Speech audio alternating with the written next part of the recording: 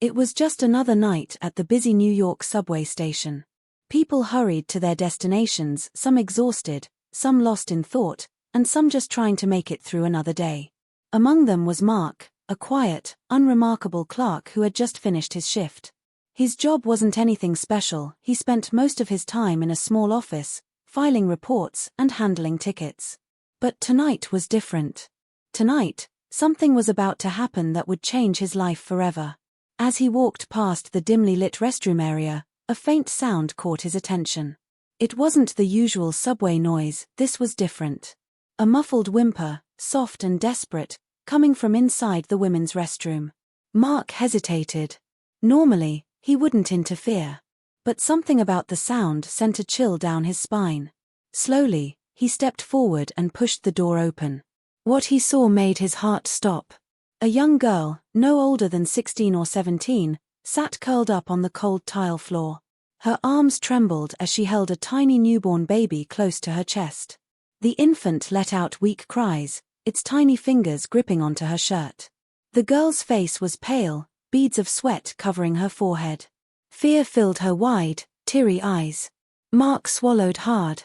Are you okay?" he asked gently. The girl didn't answer. She only clutched the baby tighter, as if afraid he might take it away.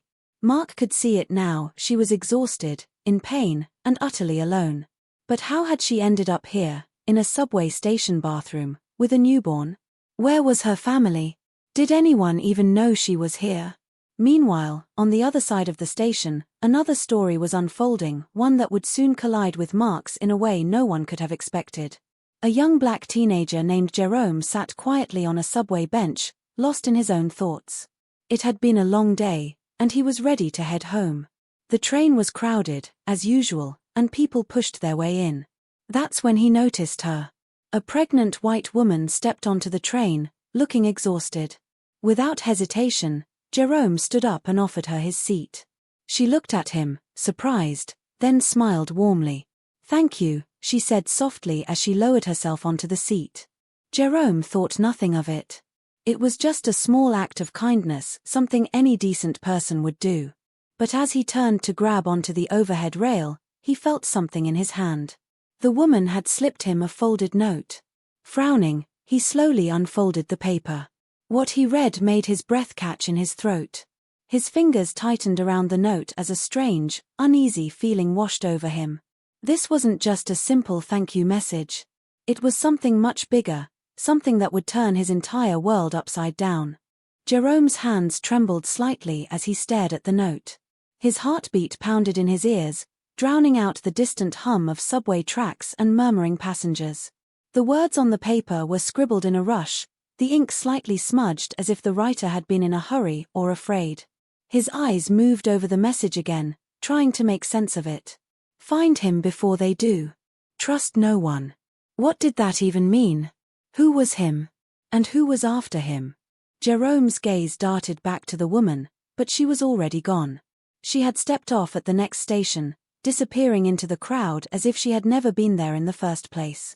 A deep sense of unease settled in his chest. He hadn't done anything special, just given up his seat. So why would she leave him something like this? His fingers gripped the note tightly as he scanned the train, wondering if anyone else had seen what just happened. No one seemed to notice. People were too lost in their own worlds, staring at their phones, talking in hushed voices, or simply waiting for their stop.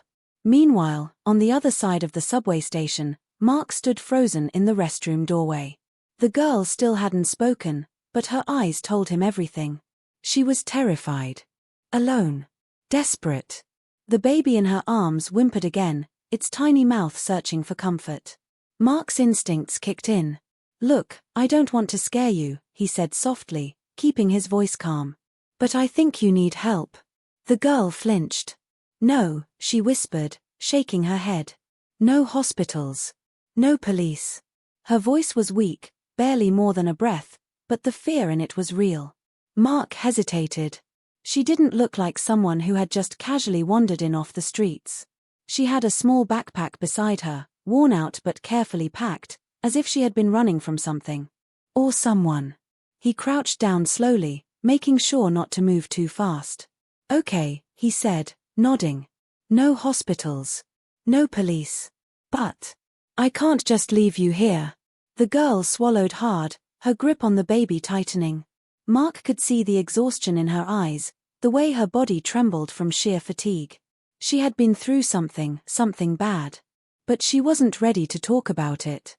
Do you have a name? He asked. She hesitated before answering. Maya. Mark gave a small, reassuring smile. Maya.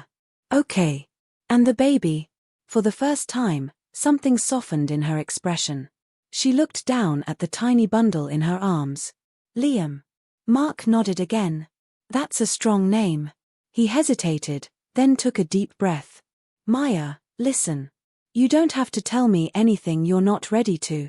But I can't just walk away and pretend I didn't see this. You and Liam, you're not safe here. Let me help. Maya looked up at him, her eyes searching his face as if trying to figure out whether she could trust him. A long silence stretched between them. Then, finally, she gave a small, almost imperceptible nod.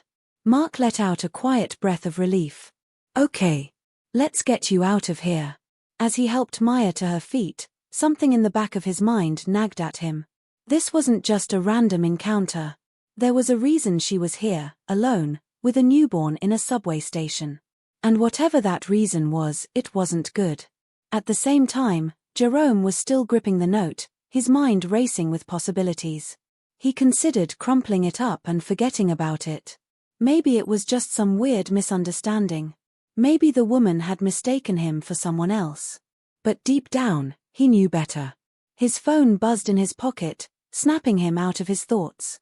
Pulling it out, he saw a text from his best friend, Malik. Malik, yo, where you at? Jerome exhaled and typed back quickly. Jerome, still on the train. You won't believe what just happened. A few seconds later, his phone buzzed again. Malik, let me guess. Some old lady gave you candy again? Jerome rolled his eyes. Malik was always joking around. But this was different. Jerome, no man, it's serious. Some woman gave me a note. Said I need to find someone before they do. There was a long pause before Malik responded.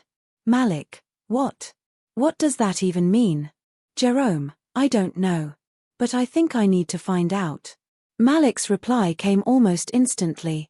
Malik, bro, don't get involved in weird stuff. You know how this city is.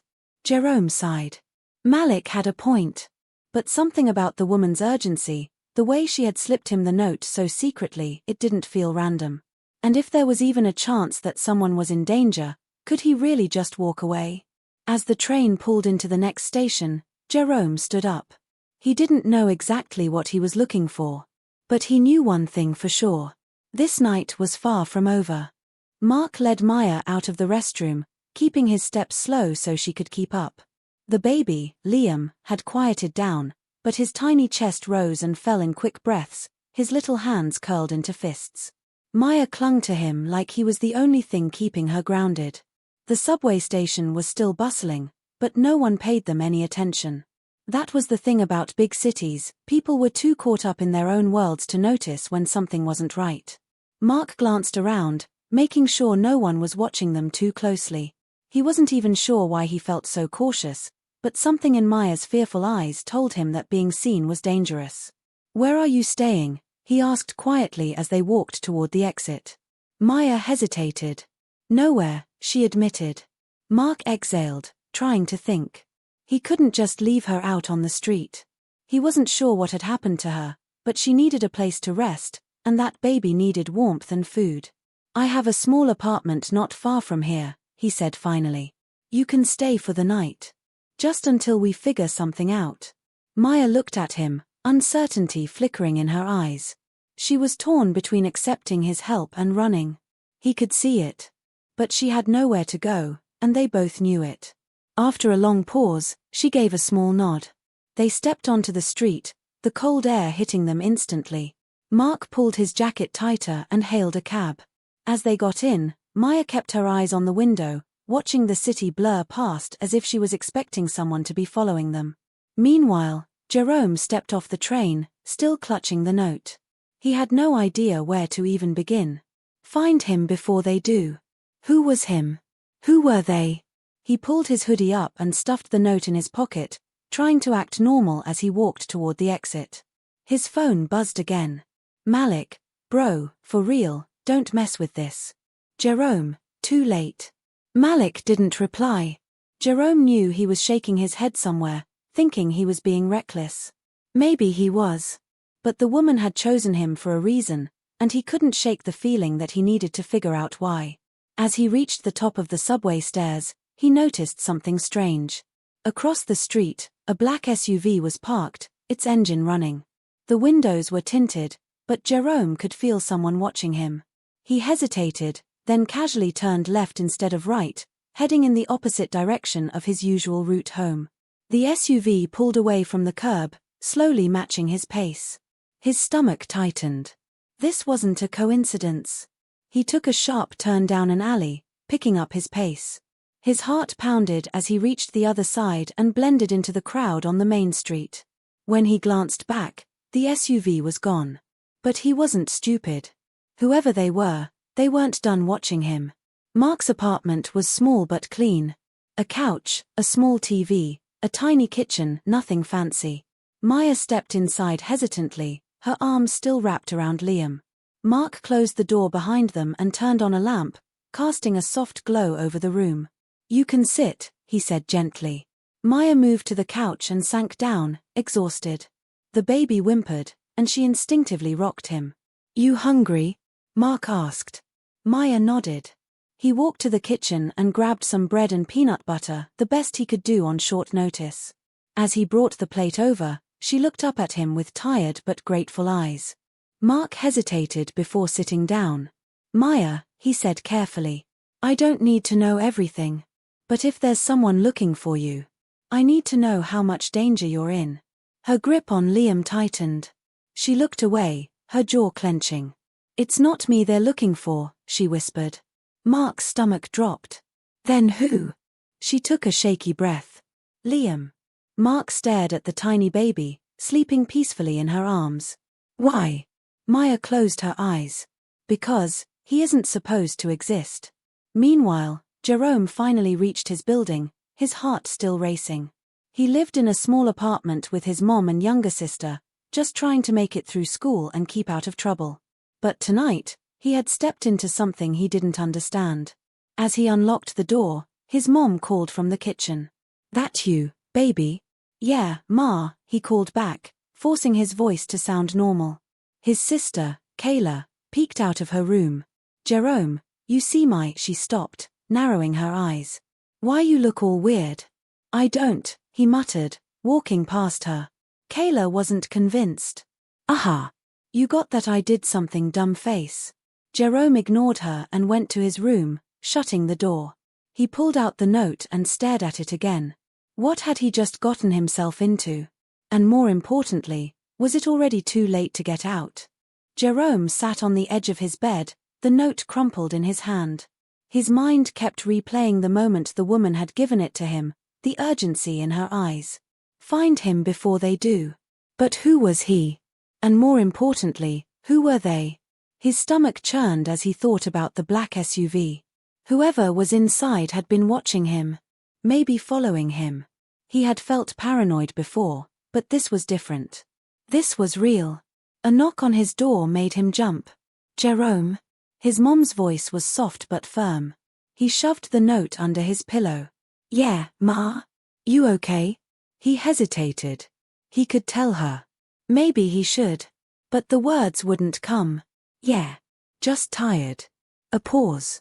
Then, all right. Get some sleep. He listened as she walked away, then let out a slow breath. His heart was still pounding. He needed answers. And he needed them fast. Across the city, Mark watched as Maya rocked Liam in slow, steady motions.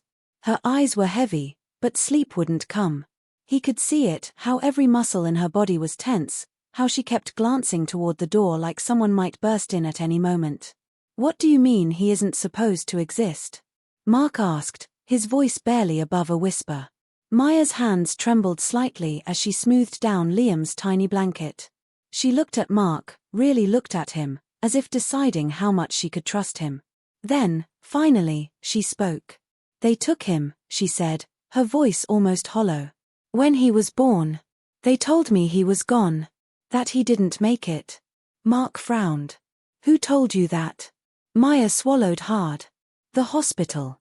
But they lied." She blinked rapidly, like she was fighting back tears. "They took him. I don't know why, but I know it wasn't right. And I know he wasn't the only one." Mark's skin prickled. "You're saying they've done this before?" Maya nodded slowly. "Other girls. Other babies." She tightened her hold on Liam. "I wasn't supposed to find out. I wasn't supposed to get him back." Mark's breath caught in his throat. "How did you?" Maya hesitated. "Someone helped me," she whispered. Before Mark could ask who, there was a sound outside. A low, rumbling engine. Maya froze. Mark stood quickly and moved toward the window, careful not to be seen. Parked across the street was a dark-colored SUV. The same kind Jerome had seen earlier. The headlights were off, but the engine was running. Someone was watching. Waiting. Mark's stomach knotted. "Maya," he said slowly, "we have to go." Meanwhile, Jerome couldn't shake the feeling that he was running out of time. He grabbed his phone and opened a new message to Malik. "Jerome, I need to meet up. Now." The dots appeared instantly, then disappeared. Then reappeared. "Malik, where?" "Jerome, the deli on 5th, 20 minutes." He shoved the note into his pocket and grabbed his hoodie. If someone was after him, he couldn't just sit here waiting for them to make the first move. He had to get ahead of this. The city was quieter at this hour, but Jerome kept his hood up, walking fast. His eyes darted to every car that passed, every shadow that moved. When he finally reached the deli, Malik was already there, leaning against the wall, arms crossed. "You better have a good reason for dragging me out here," Malik muttered. Jerome pulled out the note and handed it to him. Malik read it, then gave him a look. "What is this?" Jerome exhaled. "I don't know. But someone left it for me. And now I think I'm being followed." Malik's face darkened. "You serious?" Jerome nodded. "I saw an SUV earlier. It was moving slow, like it was watching me." Malik glanced around, suddenly more alert. "All right. Let's say this note is real. Who are we supposed to be looking for?" Jerome shook his head. "No clue." Malik thought for a second, then pulled out his phone. "Hold up. What if," he typed quickly, scrolling through something. Then he froze. "Oh, man. Jerome." He turned the phone toward him. Jerome's stomach dropped. It was a news article. A missing persons report. A picture of a girl holding a baby. Jerome's hands clenched into fists. "We need to find her." Mark was already grabbing a bag. "We can't stay here." Maya looked panicked. "Where will we go?" Mark's mind raced. He wasn't sure. But one thing was clear. Whoever was outside that SUV, they weren't leaving without a fight. Mark's heartbeat pounded in his ears as he shut off the lights. The apartment fell into darkness, but the low rumble of the SUV's engine still filled the silence. He moved toward the window again, peeking out just enough to see. The vehicle hadn't moved. Maya's breathing was shaky. She held Liam closer, as if her grip alone could protect him. "What do we do?" she whispered. Mark clenched his jaw.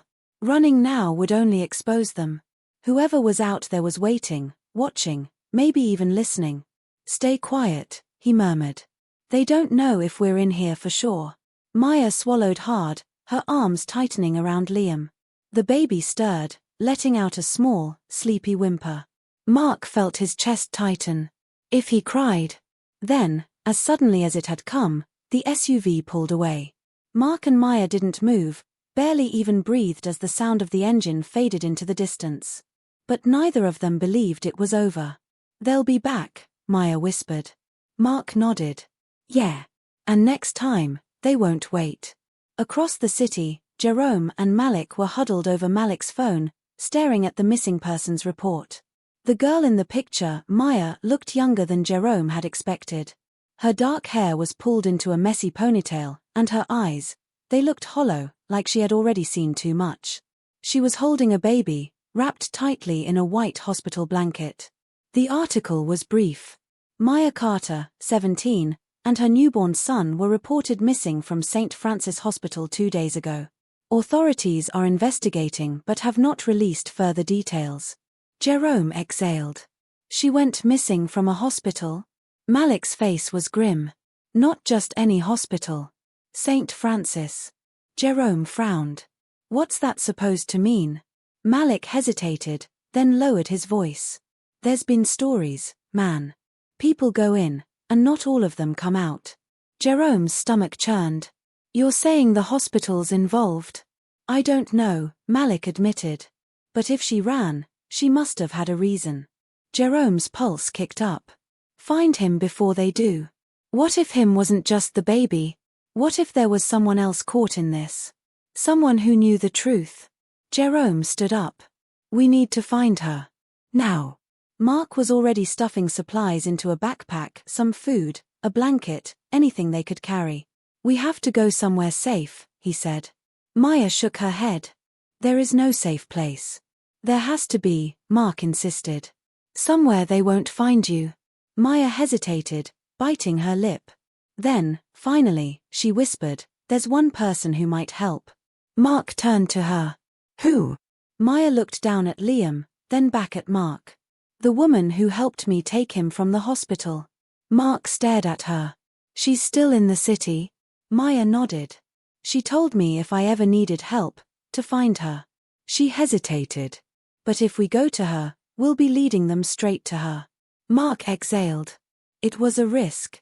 A huge one. But they had no choice. We'll be careful, he said. Just tell me where she is. Jerome and Malik had been walking for 20 minutes when Jerome felt it again. That crawling sensation on the back of his neck. Someone was watching them. He glanced over his shoulder. The black SUV was back. His stomach lurched. Malik, he murmured. Don't look, but we're being followed. Malik stiffened. You sure? Jerome nodded. Yeah. Malik kept walking. All right. Then let's make them work for it. Without warning, he took a sharp turn down an alley. Jerome followed, their footsteps quickening. Behind them, the SUV's tires screeched as it tried to follow. They ran. Through narrow streets, around dumpsters, over chain-link fences. But the SUV wasn't giving up. Then, up ahead, Jerome spotted something, an old, abandoned subway entrance. Down here, he yelled. They rushed down the steps, disappearing into the darkness. The SUV stopped at the curb. Inside, a figure in a black suit watched the entrance, their lips pressing into a thin line. They pulled out a phone and made a call. They're getting close. On the other end of the line, a voice replied. Then it's time to stop playing games. Jerome and Malik crouched in the dark subway tunnel, their breaths heavy. The sound of footsteps echoed above them, slow, deliberate. Whoever was following them wasn't giving up. Jerome's fingers tightened around the note in his pocket. Find him before they do. The words burned in his mind. But now he wasn't just looking for answers, he was running for his life. Malik tapped his shoulder and motioned toward an old maintenance door at the side of the tunnel. We can't stay here, he whispered. Jerome nodded, and they moved quickly, pushing through the rusted door and stepping into a narrow, dimly lit corridor. Meanwhile, Mark drove through the city streets, his grip tight on the steering wheel. Maya sat beside him, holding Liam close, her eyes darting between the side mirrors. We're almost there, she murmured. Mark glanced at her. You trust this woman? Maya hesitated. She saved my baby. That's enough. The address led them to an old row house with boarded-up windows. Mark pulled into the alleyway and killed the engine. They stepped out cautiously, and Maya knocked twice on the back door. A moment later, the door creaked open, revealing a woman in her 40s with tired eyes and short, graying hair. You shouldn't have come here, she said in a hushed tone. Maya stepped inside. I had no choice. The woman, Denise, locked the door behind them. They're looking for you. And now they'll be looking for me, too. Mark's jaw clenched. Who are they? Denise exhaled, rubbing her temple. People with money. Power. The kind who don't like loose ends. She looked at Liam. That baby, he wasn't supposed to leave that hospital. Maya's breath caught. Why? Denise hesitated, then whispered, because he's not the only one. Before Maya could respond, a sudden noise outside made them all freeze. Tires screeching. Doors slamming. Then, footsteps. Denise's face paled. They found us. Mark reached for the backpack, his mind racing. There was no way out through the back. Only one option left. We have to run. Denise grabbed Maya's arm. No. Take the basement. There's a tunnel that leads to the old saw system. Maya didn't hesitate. Clutching Liam, she followed Denise toward a hidden door beneath the stairs. Mark was right behind her. Just as they disappeared inside, the front door burst open. Back in the tunnels, Jerome and Malik moved cautiously. The air was thick, damp. Their footsteps echoed softly against the stone walls. Jerome's mind raced. They needed to find Maya. Fast. Then, up ahead, a faint glow. A way out. But as they moved toward it, a figure stepped into view. Jerome stopped cold. A man in a black suit. You've been asking too many questions, the man said, his voice calm, almost amused. That's a problem. Malik took a step back. We don't want trouble, man. The man smirked. You already have it. Then, more footsteps. From behind. Jerome turned. 2 more men. Trapped. He glanced at Malik. They had seconds to act. Then, without warning, the tunnel lights flickered, then died. Total darkness. A scuffle. A shout. Jerome lunged forward, pushing past the suited man, his heart pounding. He heard Malik curse, then the sound of footsteps running. Jerome didn't stop. He ran toward the light. Toward the exit. When he burst out into the open, gasping for air, he wasn't in the city streets. He was in a basement. And standing in front of him was Maya. Her eyes widened. Jerome? Jerome's mind reeled. How? Mark stepped forward, his expression tense. No time. They're coming. Jerome glanced at the tunnel entrance. He could hear footsteps echoing behind him. Then Denise grabbed his arm. This way. She pulled a hidden lever, and a section of the wall slid open, revealing another passage. Mark didn't hesitate. Go. Now. They ran. Through the hidden tunnel, up an old staircase, into an abandoned building. Then, silence. Maya clutched Liam, her breath shaking. Did we lose them? No one answered. Then a voice, cold, familiar. No. They turned. Standing in the doorway was the man in the black suit. Jerome's blood ran cold. And behind him, more figures. Nowhere left to run. The room fell silent, thick with tension. The man in the black suit took a step forward, his cold eyes scanning each of them. Maya clutched Liam tighter, her breath shallow. Mark positioned himself slightly in front of her, his fists clenched. Jerome and Malik exchanged glances, their bodies tense, ready to act. You've all made things complicated, the man said, his voice eerily calm. But it ends here. Jerome swallowed hard. What do you want? The man tilted his head, as if the question amused him. The baby. Maya's grip tightened protectively around Liam. No. Never. The man sighed, almost disappointed. You don't understand, do you? This isn't about you. It never was. The child, he belongs to something much bigger than any of us. Mark took a step forward. You're not taking him. The man exhaled, shaking his head.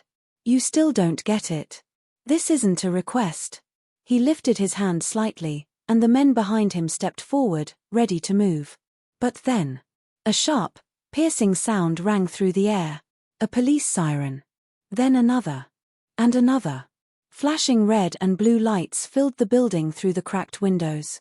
The sound of car doors slamming, voices shouting, footsteps rushing toward them. The man in the black suit stiffened. His expression, once confident, darkened. Who called them? He hissed. Jerome smirked, holding up his phone. Guess you should have checked for more loose ends. The man's jaw tightened, but before he could react, the front doors of the building burst open. Officers flooded inside, weapons raised. Hands where we can see them. The suited men hesitated for a fraction of a second, then slowly raised their hands. The lead officer, a woman with sharp eyes and a no-nonsense stance, stepped forward. "We've been looking for you," she said, nodding toward the man in the black suit. "You thought you could keep operating in the shadows, huh?" The man's face remained expressionless, but the slightest twitch in his jaw betrayed his frustration. Maya's breath hitched as an officer approached her, eyes softening when he saw Liam in her arms. "Miss Carter?" he asked. She hesitated, then nodded. "You and your child are safe now," the officer assured her. "We've been tracking this group for months. You just helped us bring them down." Maya's legs almost gave out from relief. Mark steadied her, his arm around her shoulder. Jerome and Malik stepped back, watching as the officers cuffed the suited men one by one. The man in the black suit was the last to be restrained. He didn't fight, didn't resist. But before he was led away, he turned slightly, locking eyes with Maya. "This isn't over," he murmured. A chill ran down Maya's spine, but she forced herself to lift her chin. "Yes, it is." The officers escorted him out, leaving only silence in their wake. Maya let out a shaky breath, looking down at Liam. He was sleeping, peaceful, unaware of the storm that had just passed. Mark turned to Jerome and Malik. "You too, you didn't have to do any of this. But you did." Jerome shrugged, smiling slightly. "Guess I don't like seeing people get pushed around." Malik smirked. "And let's be real, I wasn't about to let him get all the credit." Maya let out a small, breathy laugh, the first real one in days. Denise stepped forward, her face weary but relieved. "You need to go somewhere safe," she said softly. Maya nodded. "I know." The officers offered her protection, a way to start over. A chance to disappear from the people who had tried to take everything from her. But before she left, she turned back to Jerome, reaching into her pocket. "This is yours," she said, pressing a small folded paper into his hand. He frowned, confused, and unfolded it. His eyes widened. It was the note. The one that had started everything. But beneath the original words, "Find him before they do," there was something new. A name. An address. Jerome looked up, meeting her gaze. "What is this?" Maya smiled faintly. "The truth." And with that, she turned, walking toward the waiting car, Liam safe in her arms. Jerome watched her go, heart pounding, knowing that whatever had just ended, something else had only just begun.